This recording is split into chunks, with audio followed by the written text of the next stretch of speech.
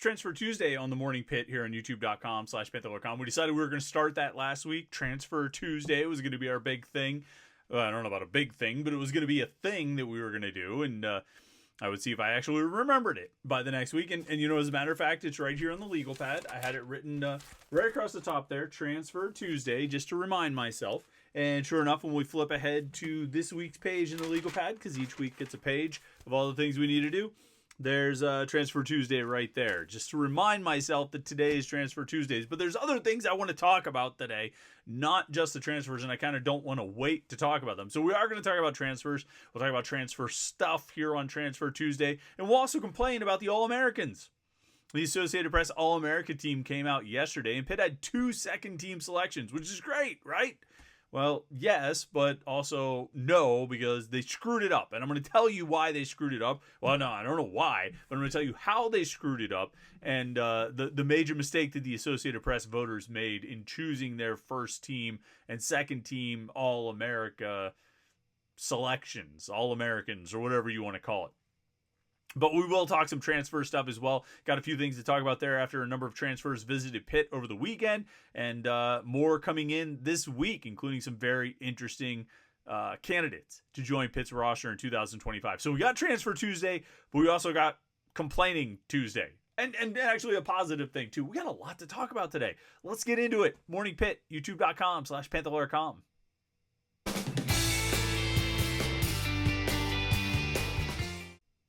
All right, Morning Pitt on a Tuesday, youtube.com/Panther-Lair.com. You know what we always ask you to do? Like this video and subscribe, youtube.com/Panther-Lair.com. As of the time we're recording this video, so you can maybe backdate it and figure out what time that is, we still are a little bit under that 4,500 subscriber mark. We would love to get to 4,500 subscribers, and you really don't have to do anything. It doesn't require you to do anything. All you have to do is hit the subscribe button. It's right down there. Subscribe. You see it? It's right there on the yellow.com. There's a little blue box. That's a subscribe button. Just click that thing. Our numbers will go up. You'll be under no obligation to do anything whatsoever, and we'll all feel better about ourselves. You for helping me, and me for my numbers looking better. And look, what is this game but a numbers game, right? Everything is about trying to get the biggest number these days. That's what everyone's trying to do. And that's certainly what we're trying to do here at youtube.com/Panther-Lair.com. So like this video and subscribe. That'll make us all feel much better, and we'll be very happy if you do it. And then, of course, the website, Panther-Lair.com, Pittsburgh.rivals.com to get all the coverage of Pitt sports that you can possibly handle. We've got it all right there at Panther-Lair.com, and message boards to interact with other Pitt fans. All day, every day, Pitt fans are talking about Pitt sports, so come hang out and talk to other Pitt fans on the message boards at Panther-Lair.com, Pittsburgh.rivals.com.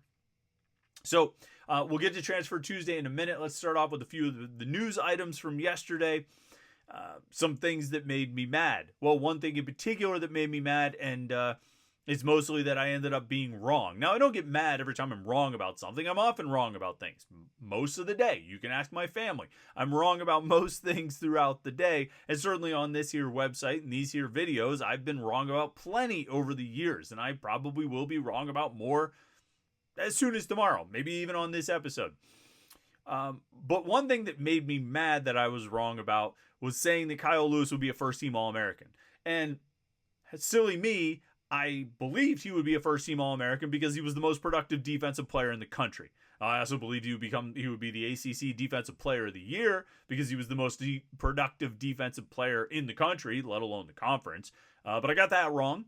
That he was not the ACC Defensive Player of the Year, and I got it wrong that he was not a first-team All-American, again, despite the fact that Kyle Lewis was more productive than any defensive player in the country. No other player had his combination of tackles for loss, sacks, and interceptions. Oh, one of which happened to get returned for a touchdown. To wit, Kyle Lewis, 96 tackles, 15.5 tackles for loss, 7 sacks, and 4 interceptions. There's no one else that has a stat line like that. No one has had a stat line in college football like that for like 3 years. It's been that long since someone had that kind of a stat line in college football. So, where's Kyle Lewis? He's a second-team All-American according to the Associated Press. Now, I was shocked to see this because I believed all along he would be a first-team All-American. Regardless of Pitt's season, regardless of their record, regardless of their 5-game losing streak, I believed he would be an All-American because, again, he's the most productive defensive player in the country. But alas, he was not. He was second-team All-American. So I said, okay, well, let's see who were these guys that were named first-team All-Americans. They must be awesome. And there's Sean Dolak from Buffalo. And yeah, he was awesome. 159 tackles, 16.5 tackles for loss, 5.5 sacks, 5 interceptions. Yeah, you put that stat line up against Lewis's. I mean, he's got Lewis beat in every stat except for the sacks. Lewis had 7 and Dolak had 5.5. But otherwise, he had more tackles for loss, and more interceptions. So I get that. He should be a first-team All-American. He was probably the best linebacker in the country, and he got screwed out of the whatever award it was, the Butkus Award or something. He should have won that. But the other two guys, Jay Higgins from Iowa and Carson Schwezinger from UCLA.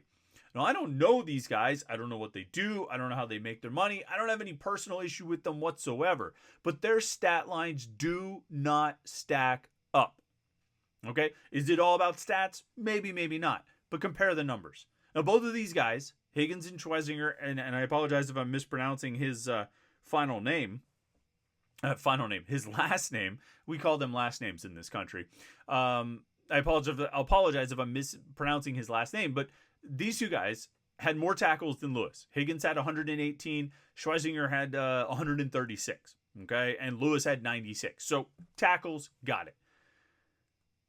Except Carson Schwezinger from UCLA had 8.5 tackles for loss and 4 sacks and 2 interceptions. Lewis, 15.5 tackles for loss, almost double, 7 sacks, nearly double, and 4 interceptions, double. So he virtually doubled the UCLA kid in tackles for loss, sacks, and interceptions. But it's even worse with the Iowa kid, Jay Higgins. Sure, he had 118 tackles. He had 2.5 tackles for loss. 2.5. He had 1 sack and 4 interceptions. Now, I know with numbers and linebackers in particular, you can make a lot of different directions you can go. Well, what kind of system are they playing in? What are they going to be asked to do? Are they playing middle linebacker in the Big Ten? Then yeah, you're going to pile up a ton of tackles and maybe not get as many tackles for loss. But in terms of a playmaker, all over the field making plays, Kyle Lewis far eclipsed these guys. 13 more tackles for loss than Jay Higgins had.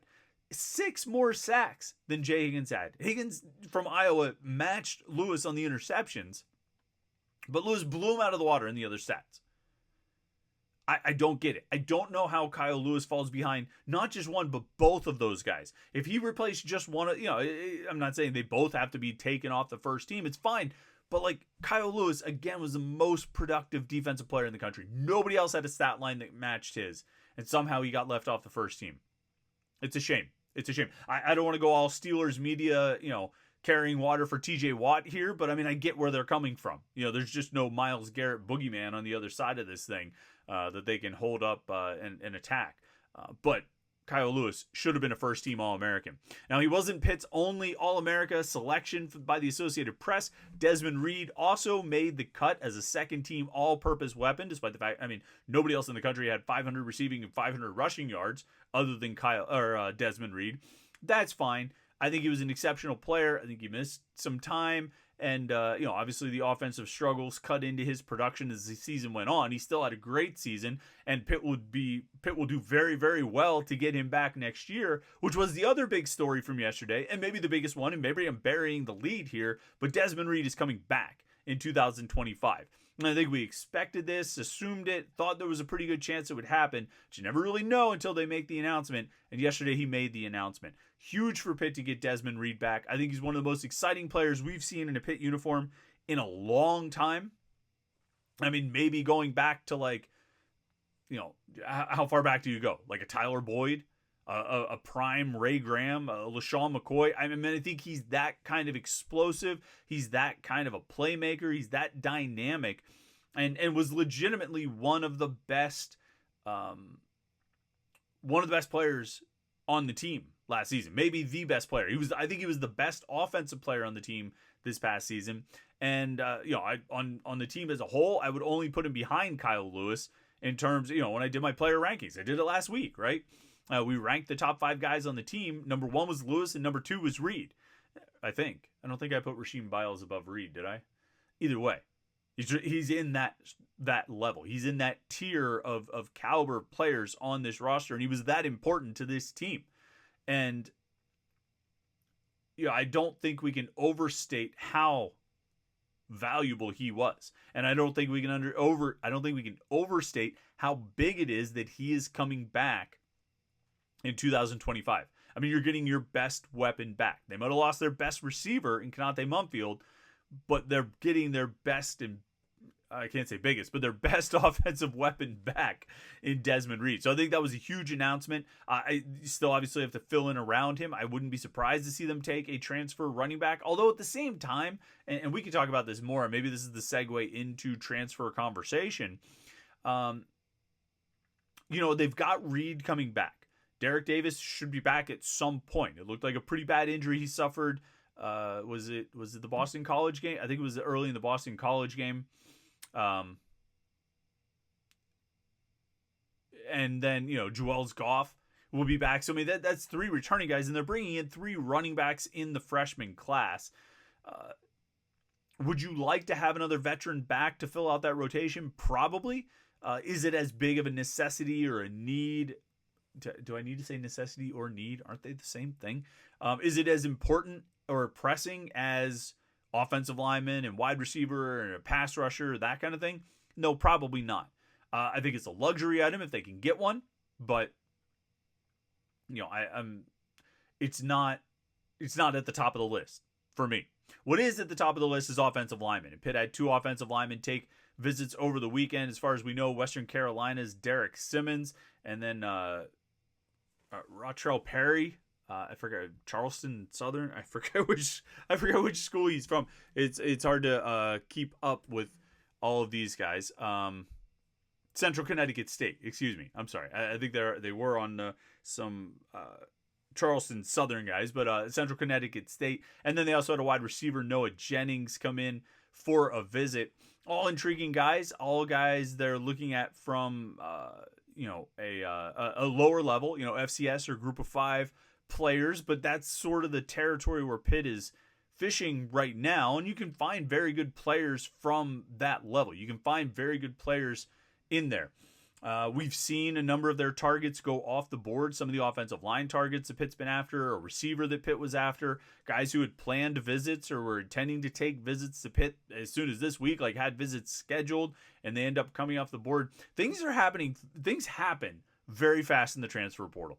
And I think that's important to keep reminding people as people are like, well, what's happening here? What's happening there?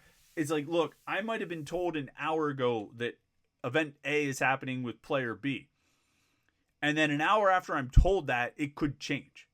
I mean, like, it literally, like, day to day, we've seen situations where guys say they're visiting and then they commit to another school before they even get on campus for the visit. Guys say they're visiting and they change their plans at the last minute. These players are trying to work in so many visits in such a short window that, things happen fast. They're haphazard. Guys are coming to, ending up on campus without an offer yet at some schools. And so you're not really sure how legitimate a candidate they are. Coaches are trying to balance it all and get the guys they want and not end up like settling for a guy because he's the guy who's willing to commit first. It's a lot. There's a lot going on with the transfer portal right now. It gets really, it's tricky to follow. It's tricky to cover. And it's constantly in motion. So we're seeing like, a group of targets emerges, right? And this group of targets, they've got visits scheduled, like a group of targets for Pitt kind of emerges. They've got visits scheduled. They're ready to go. And then by the time you get closer to that visit, well, they've committed to other schools. So they've changed their visit plans. Or they're going somewhere else to visit that day. And so it's always moving. It's always in flux. And the coaches are doing it too. Like, we're going to prioritize this guy. Ooh, let's push his visit back a little bit because we got a chance with this guy.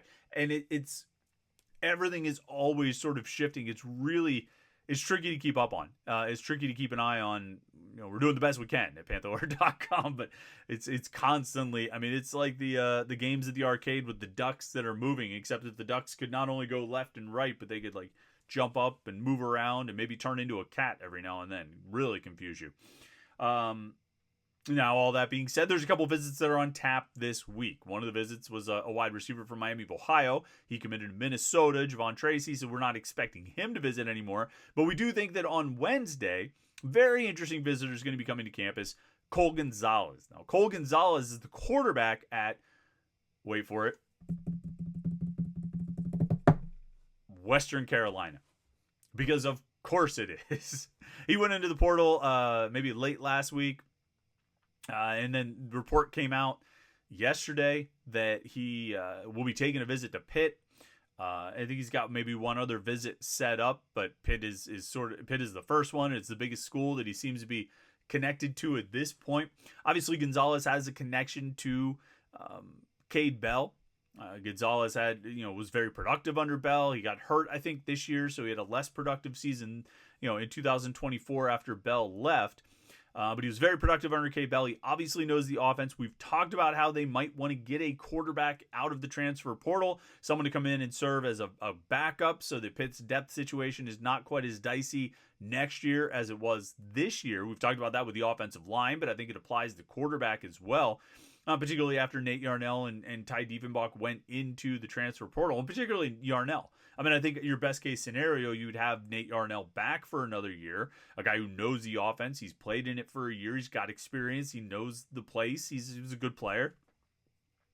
But if you can't get Yarnell back, maybe a guy like Cole Gonzalez is a good option. I'm not sure how hard Pitt will push for a backup quarterback or for another quarterback added out of the transfer portal. I think they'd like to have one. I think they want to build the depth there. I think they want to improve the quarterback room. I don't know that they're going to. I don't know how willing they would be to get into a heavy bidding war, I guess it'd be called, a heavy bidding war to try to land a backup quarterback.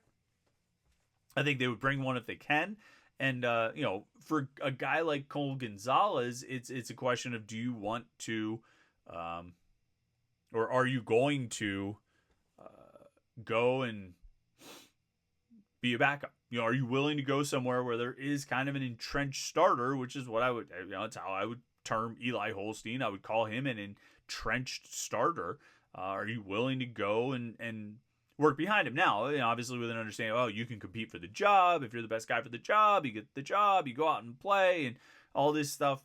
I think you'd probably sell him more on the fact that Eli Holstein missed a couple of games this past season. He plays a physical style. He runs. I mean, there's a chance of injury, or probably a decent chance you're going to get an opportunity out there. So maybe they sell him on that.